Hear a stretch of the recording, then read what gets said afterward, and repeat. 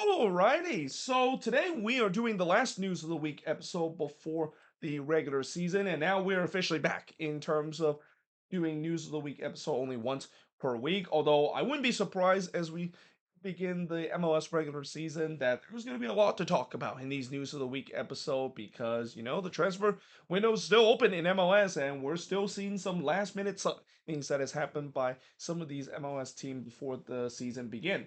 But as we are also approaching the new season, it is also important to note that there also are important rule change that is now going to be implied in MLS. And to be fair, these rules was supposed to imply in the summer of 2025, but it's been pushed back to 2026 because you can't implement the rules in the middle of an MLS regular season. But now, one of the new rules that they are implementing is the 8-second rule when it comes to goalkeeper taking goal kick. And this rule obviously is specifically uh, designed to make sure that goalkeeper don't take forever to put the ball back into play, and especially maybe waste some time late in the game to put the ball away. And as much as I know that the league have been kind of cracking down on that, and referees are asked for the goalkeeper to maybe get himself booked because of time wasting. It feels like this is a way to design to make sure that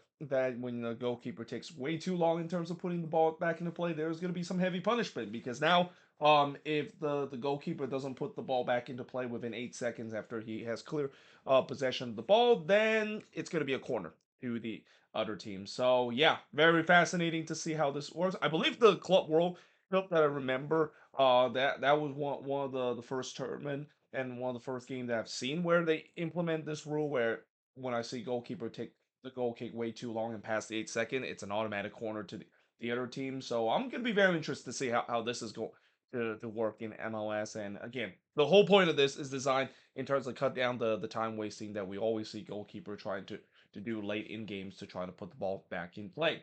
Now, looking at some of the transfer rumors and signings. And like I said, there was some last second signings that had happened this week. In fact, there was some really bombshell selling or bombshell signing that happened in these last couple of days. Starting off with Orlando City signing Griffin Dorsey from the Houston Dynamo in exchange for 1.2 million general allocation money plus some sell on fees. Now, obviously, I'm not quite sure if this is exactly the replacement for Alex Freeman. I guess maybe it is because of them kind of play in the same position. But yeah, this is definitely a great signing for Orlando City and one that I'm really surprised the Houston Dynamo decided to let him go, especially for the amount that they got back. I mean, 1.2 million might sound a lot, but with the quality that Griffin Dorsey has shown with the Houston Dynamo in the last couple of years, I am really surprised that the fact that not only they let him go, but it feels a little bit low in terms of the amount. I feel like they could have definitely got more. He probably would have been worth just as much as when they decided to move on from Brooklyn Reigns this offseason after them trading him to the New England Revolution. But nevertheless, it's a big signing for Orlando City and a much needed signing as well because they need a replacement for Alex Freeman. And while I will say that, Griffin Dorsey, I wouldn't say he's going to be the exact perfect replacement for Alex Freeman because there's no perfect replacement for Alex Freeman. What Freeman did for Orlando City is a generational no talent and a guy that I mentioned before. I wouldn't be surprised he would be on the national team level relatively soon. Well, actually, he is technically with the national team, but he'll probably be a regular starter in the future as well. But getting Griffin Dorsey is not a bad replacement. And then Nashville, they have announced that they have signed Reed Baker Whiting for up to $1.1 million in cash trade to the Seattle Sounders. So I think this is a pretty smart signing for Nashville SC, albeit it's a little bit of an overpay in my opinion to get a guy for depth, but I feel like the Sounders, that they're not going to let go of their talent relatively easy, and I will also say that it's going to be weird seeing Reed Baker Whiting wear a different jersey than Nashville because he's been with the Sounders for a very long time now, ever since coming out of Tacoma Defiance, and I thought he was going to have maybe a future with the Sounders, maybe get more minutes as the season goes by, but now he's going to go to Nashville, which is another team that is a decent team. So I mean, it doesn't seem like he's going to skip a beat when it comes to joining from one good team to now joining another good team in the East that could be contending for MLS Cup. And overall, I think it's a good signing. Get some good depth signing that is Nashville team is definitely being serious when it comes to competing up the best and trying to take down the big and bad evil known as Inter Miami in the East. But again, for the amount that they gave up, it's a little bit of a steep price to do so. Now, Toronto FC, they have announced that they have signed Daniel Showery in exchange for up to $1 million general allocation money to Sporting KC. Now, I talk about Reed Baker Whiting, how it's going to be weird seeing him in a different jersey than the Sounders jersey.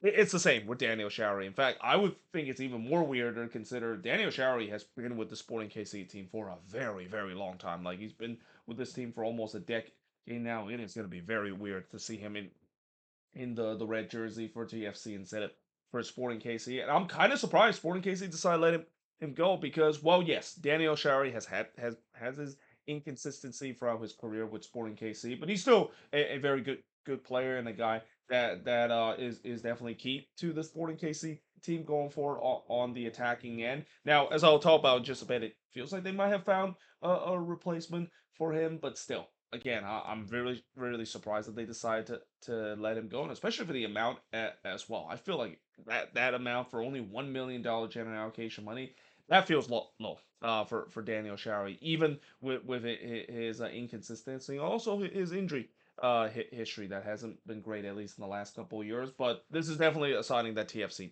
needed. I mentioned before with Toronto heading into this season, so much question when it comes to the attack and especially in the winger position. I mean, if they're gonna put Derek Etienne Jr. and Corbinu as the dual starting wingers for the first game of the season, that is not a great combination, and that definitely does not give a lot of Toronto FC fans hope that their attack can be fixed this season. But bring Daniel Showery, if he can, of course, find his consistency and have one of those years where he looked really good for Sporting KC, no doubt this is a good signing for Toronto FC and one that will give them a huge boost and at least maybe put the pressure a little bit off Georgi Mahajevic as the main guy on the attacking end for this TFC side. Now, Atlanta United, they have signed Sergio Santos and Fafa Pico off of free agency. So yeah, it's kind of interesting that Atlanta decided to sign a couple of former Union player. And while both of those players have kind of bounced around the league, there, I think they're still a good decent option, especially for depth as well. Obviously, I don't think both of those guys are going to be starter for this Atlanta team. It's pretty clear that when you look at this attack, the starter of this team has to be that $50 million attack. But in case if those guys doesn't work out, you can have some good backup option with both Sergio Santos and Fafa Pico can definitely produce, especially for Fafa Pico as well. I think it was just kind of unfortunate that he was with Inter Miami last season. The fact that I know he really want to be having the dream of playing alongside with Messi and even win an MLS Cup, which is exactly what he did last season. But yeah, it's pretty clear that now that he kind of done that, he feels like yeah, I'm probably gonna bounce around somewhere else. And now Atlanta United is the latest team to try to give him a chance after he's been kind of bouncing around the league ever since he started his time with the Philadelphia Union.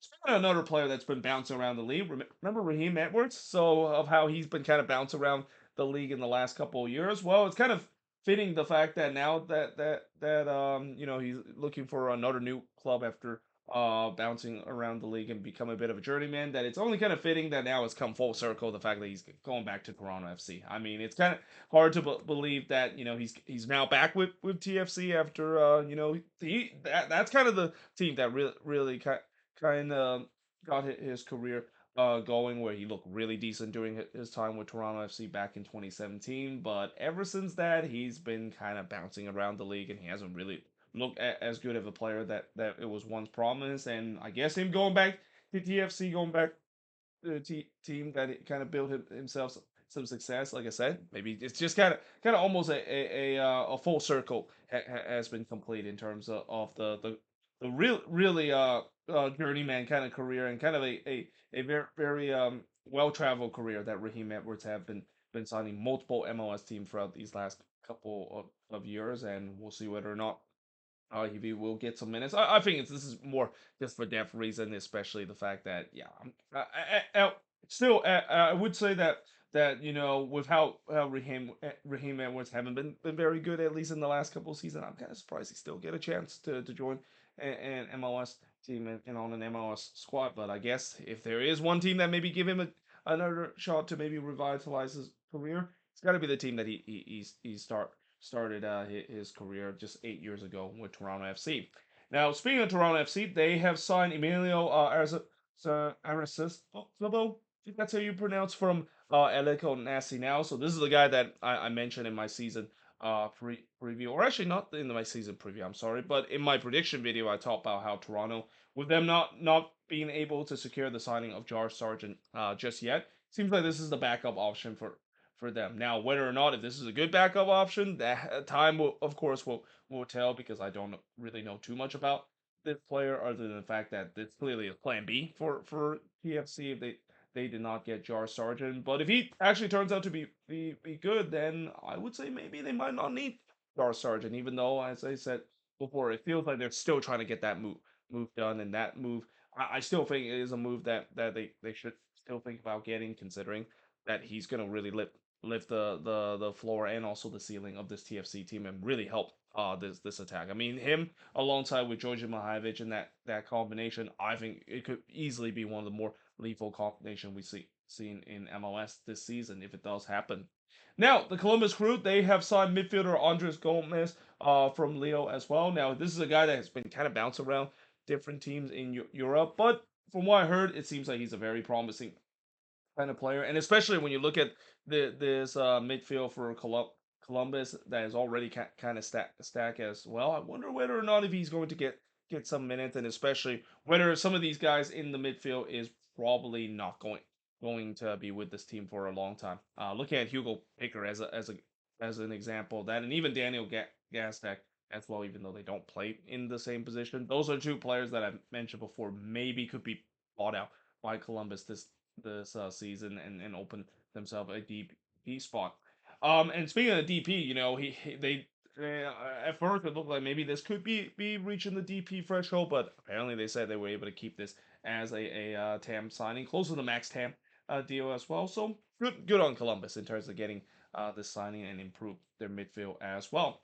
Speaking of midfield, so Sporting KC, they have signed midfielder Berg Johnson from Malmo. Now this is a guy that I've heard some good things coming from the Swedish league. And when it comes to Swedish player and players coming from the Swedish league, it's been a mixed resort. There has been some good players that comes from the Swedish league, but there's also some that really flop.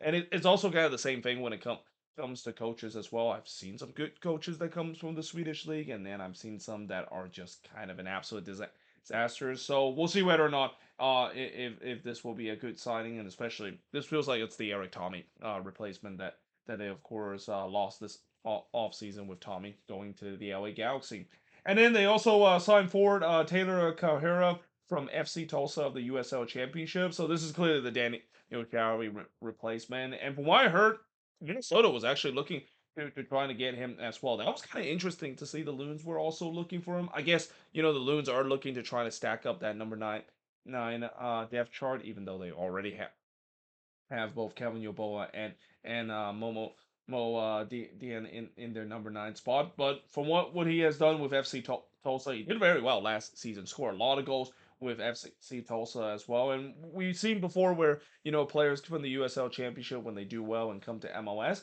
sometimes of course it works out, and sometimes it doesn't work out whatsoever because there is a little bit of a gap between a USL Championship type of player to an MLS caliber kind of player, and we'll see whether or not if he will fit well with the Sporting KC side, especially. I have a feeling he's probably going to get some minutes with this team. Maybe play right under Joveljic spot, even though they're both number 9, that is. But again, he's probably going to be playing in the same spot that Daniel Showery, of course, once occupied before they decided to move him on to Toronto FC. Now, San Diego, they have signed a right to dream Academy graduate winger Brian Zambo. Now, despite the fact that I don't know too much about this guy, somebody tells me he's going to be a good talented player, because that's what San Diego does when it comes to turning guys that either come from the right to dream Academy, which is a really good academy in Africa that have turned out some really good talent in MLS, but also the fact that San Diego seems to always get the signings right when it comes to these young players and giving these young players a chance to shine, and have worked out very well. Wouldn't be surprised if this guy might be another example of that, and wouldn't be surprised he might even get some minutes with the San Diego team because one thing we know about Mikey Veras is that he likes to tinker with the team a lot. I mean, you do usually do not see the same lineup with Mikey Veras. He likes to switch it up as the season goes along. And while some might say that that might not be a great idea, considering that you don't want to tinker too much with the lineup, it hasn't really been a problem for San Diego. They have done very well in their expansion season. They already got off to a great start by beating Pumas in the first round of the Concacaf Champions Cup, and they can keep this up. Could be in for another good season as well. Even though I course, have that some of that doubt, and I did kind of pick them a little lower compared to last season and expect them to go for a bit of a regression. Now, Orlando City, they have signed Edwa Atuesta to a new contract extension, so this one is not really a big surprise. I mean, Atuesta, he was okay during his time with Orlando City. More times than not, when he's on the pitch, they tends to win more than they lose as well. But overall, I would also say that Atuesta, he still hasn't really looked like the same player that he was with LAFC being such a dominant force in that midfield role, but he's not that far off of, and I think Orlando City will take it, and as a result, they offer him a new contract extension. And then Nashville SC has also announced that they have extended BJ Callahan, their head coach, to a new contract extension. Not a big surprise that this is the case because what BJ Callahan has done to Nashville SC, he's building something special on this team, and I think this team is going to get better to a point where, like I said, this is probably the team that's probably going to be the closest in terms of trying to go toe to toe with the evil empire known as Inter Miami in the East and also in MLS as well. And then the San Jose Earthquakes, they have signed Nico Jacares to a new contract extension. Now, obviously, I have a feeling they're going to be really heavily leaning toward Nico Jacares this season because, with the fire sales that they've been going through and not a lot of player left on this team, they're really hoping Jacares will have a breakout season. And in some way, I kind of hope that that is the case because for a long time, I myself, like many Quakes fans, are kind of frustrating that Jacaris doesn't give the fair chance. It feels like maybe he's kind of in the doghouse of Bruce Arena a bit. But now it seems like he has no choice but have to play because, like I said, the Quakes have gone through a fire sale this all season. They pretty much stripped down to the bare bone to a point where, yeah, I think Bruce Arena, even though he's kept Jacaris in the doghouse at times, he has no option because there's really no more creative players that maybe still have an upside like Nico Jacaris does. And then FC Dallas, they have announced that they have exercised the contract buyout of Paxton Palmico. Now, this one was really surprising. I was definitely caught off guard by this. Consider again, I know Paxton Palmico is considered to be one of the biggest what if players in MLS, and another great example of what happened when a player cannot stay healthy and really rob of what is it could have been a very promising career. I mean, the projectile that Paxton Palmico had a couple of years ago when he was with the youth team and was also the captain of the youth team. The ceiling was definitely there, but like I said, injuries can always ruin a player career. And in the case of Paxton Palmico, he just have not been able to stay healthy at all in any of the season he's been playing. And there's no doubt that I think there's going to be another MLS team that is going to give him a shot because he's still a very good decent midfielder. Despite the injuries issue that he has, he's still a workhorse in that midfield as well. So I won't be surprised there might be a team that is going to look to try to get him. But yeah, if you're a Dallas fan, this is kind of sad to see because he is a guy that have so much upside. I've even said a couple of years that this is a guy that looks like he can be ready to be not only on the national team but maybe even fill in the role that Michael Bradley left this team as the captain of the national team. Didn't quite happen because of all the injuries that has really just kind of robbed a full potential that he once has in his young career. Now, St. Louis, they have announced that they are close to sign former RSL forward Sergio Cordova from BSC Young Boys. Now, it's pretty clear that St. Louis need number 9 help. I mean, as much as I know that they hope that Simon Betcher can be the guy that at least replace some of the goal scoring threat that John Kloss left to this team. It's pretty clear that they really want to find a John Kloss replacement. Now, getting Sergio Cordova, is that the answer to try to replace John Kloss? I don't know. I have heavy doubts that that is the case, especially the way that when Vancouver decided to get Sergio Cordova, Yeah, it was a huge bust when he decided to go to Vancouver. Like he was nowhere near the level of DP that he is. And if St. Louis decided to kind of sign him and make him the Jaw Claws replacement and sign a DP on him, I'm pretty sure St. Louis fans will be absolutely livid and once again asking question of what has this front office not learned? It doesn't feels like even with the new front office that we have, it feels like they learned nothing from the previous regime of signing bad contract and also signing player that just doesn't look that good and sign them to expensive contracts. So yeah, again, if this deal does complete, and if this of course is just kind of a TAM deal, I think it could be decent. Though again, we saw that he had that one good season with RSL, and that's kind of the reason why he was made it as a DP, and then Vancouver of course took a chance on him, and it turns out that of course was a very foolish decision. So yeah, we'll see whether or not if he will do well coming back to MLS, and especially if they do make him a DP player. Again, I think St. Louis fans are going to be absolutely livid by this, and I think this would be another example of this team clearly they haven't learned from the previous regime of handing out bad contract to players that they might think that they still have upside because of how good they've done in the past, but in reality they're not good anymore.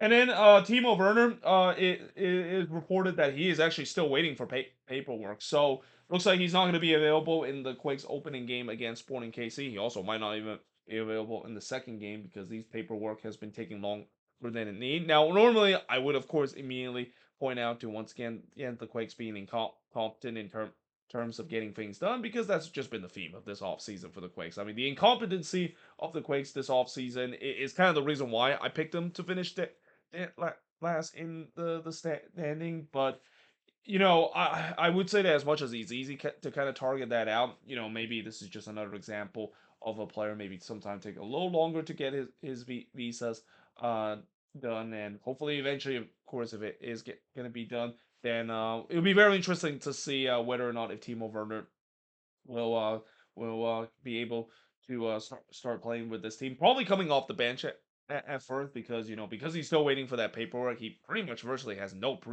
preseason this upcoming season. As much as the team really want to rush him to be in the starting 11, I don't think that might be the best idea when you decide to rush a guy that pretty much had no preseason or completely out of match fitness and put him straight into it and doesn't really quite work out the way that you hope it is.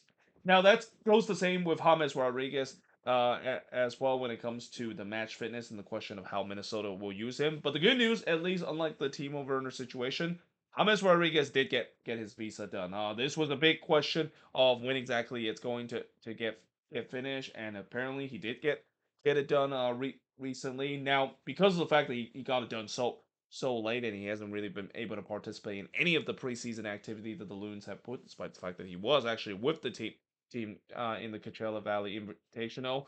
That means that he's probably not going to be featuring the opening game against Austin. In fact, the Loons top insider Andy Geiger have already said that he's not going to be playing against Austin. He didn't even travel with the team in Austin. There's still a chance that he could be featured with Minnesota in the home opener, but just like what I said about Timo Werner, I would not be surprised if he is going to be featured.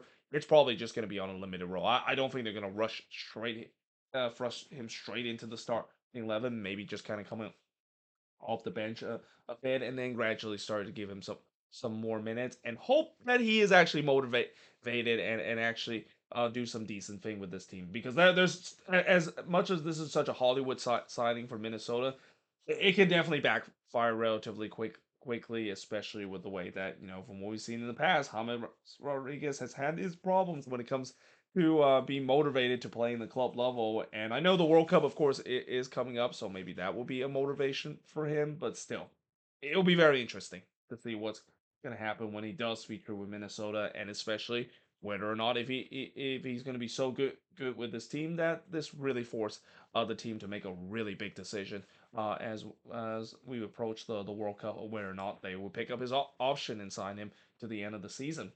And then moving on in terms of news not related to transfer rumors. So NYCFC, they are set to open their new stadium Etihad Park in the 2027-28 season. Now, the good thing about NYCFC and the fact that it feels like their new stadium that they're almost about to complete and the timeline that they're set to open really was a perfect timing when it comes to the switch to the winter season, because have they not did it in the beginning of the 2020, well, in the middle of the 2027 year as well, NYCFC would have had that weird situation where they maybe have to play a lot of game on the road before playing in their new stadium, or the fact that they're still going to be playing at Yankee Stadium, but then they'll be playing in their new stadium for the second half of the season. Something similar to what we saw with Atlanta did, where before Mercedes-Benz Stadium was completed, I believe they played at Georgia Tech Stadium for like half of the season, and then they played the remaining second half of the game at Mercedes-Benz Stadium. So the good news is they don't have to worry about that, because next season there's going to be a spring season in 2027. It's going to be a very shortened kind of season that I'm assuming they're still going to be playing at Yankee Key Stadium and or City Field, depending on if they're able to play at Yankee Stadium if the Yankees are not having the conflict with the schedule. But I think that the good thing about this again is the fact that now they don't have to worry about playing on the road for such a long time, and especially the other good news is the fact that we don't have to deal with seeing NYCFC playing a baseball stadium. The era of seeing teams playing in a baseball stadium is finally over, and even though I know some people will say that they'll miss it a little bit, I think majority of people would say good riddance in terms of finally able to see almost every single team not having a bush league kind of situation like NYCFC has to endure all these years of playing in a baseball stadium, and also playing in a different baseball stadium and have to go to different venue because they just don't have a permanent home as their venue. And then speaking of New York, so finally the last news we're going to talk about is that New York City has already announced that there is not going to be a World Cup fan fest that's going to happen. Instead, there's going to be just small community event that's going to happen around the area. Now, as bad as this might sound, especially for a city like New York, not to have a fan fest, that seems pretty crazy to see, especially for a city that's hosting the final itself. With the way that there was the announcement that they were going to have to force fans to pay $10 for the fan fest, I had a feeling that was not going to go so well for fans. I mean, for these fan fests, it's absolutely ridiculous the fact that you should have to pay for some of these events. I mean, in previous World Cup, that's just have not been the case. I mean, you can always go to these fan fests for free to watch the games and so forth. So I guess maybe they realized that the demand wasn't going to be there. That's why they decided to not have it. But then again, hopefully these small community event will actually be like these mini fan fests that will at least still get fans to be excited to go to these events. Because we all know that when it comes to fan fest, it's still going to be pretty popular, especially with how much it costs to attend these World Cup games. That is, and I'm starting to kind of have that feeling myself, even that I just like, as much as I really want to go to these World Cup games, and there might be one or two that I might go, but I just can't justify going to the some of these other World Cup games that I might be spending thousands of dollars just to go to these games, especially in some of the group stage games, some of those big group stage game that is where you're spending thousands of dollars to watch these high profile games that might not even be good because of how it just kind of feels like this World Cup is very going to be very watered down, especially in the group stage. That is, I would not be surprised if the group stage is going to be similar to what we see in the Euros when they switched to 24 teams and having 16 of those 24 make it. And in that first Euros, when they decided to switch to that format, you saw how boring those group stage games were. Like you saw a lot of group stage game where teams would just play to not lose and play to no draw, because that's just kind of how it is. Again, I think if that is going to be the case, and if I'm forking $1,000 to watch that, I mean, it's just not worth it whatsoever. I would rather fork more money in terms of watching some knockout round where the stake is definitely there. Even though I know knockout round games is even going to be more expensive than the group stage game, and that I probably wouldn't even be able to afford those ones as well. But overall, again, I really hope that eventually a lot of these cities will still have the fan fest, and most importantly, some of these fan fests they cannot charge people like that. That is absolutely agreed to the maximum level that you're charging fans for fan fest to go to these World Cup viewing party, even though in the past that just have not been the case whatsoever. But there you have it. That is pretty much it for this news of the week episode. Again, this is the last time we're gonna do a news of the week episode before the season began, and then we're back to just doing one news of the week episode per week. But until then, hope you guys enjoyed this video. If you do, make sure to leave a like, smash the subscribe button. Let me know in the comments below what do you think of this news of the week episode. And if there's any news I didn't mention here on the board, let me know in the comments below as always. But until then, hope you guys enjoyed this video, and I will see you guys next time.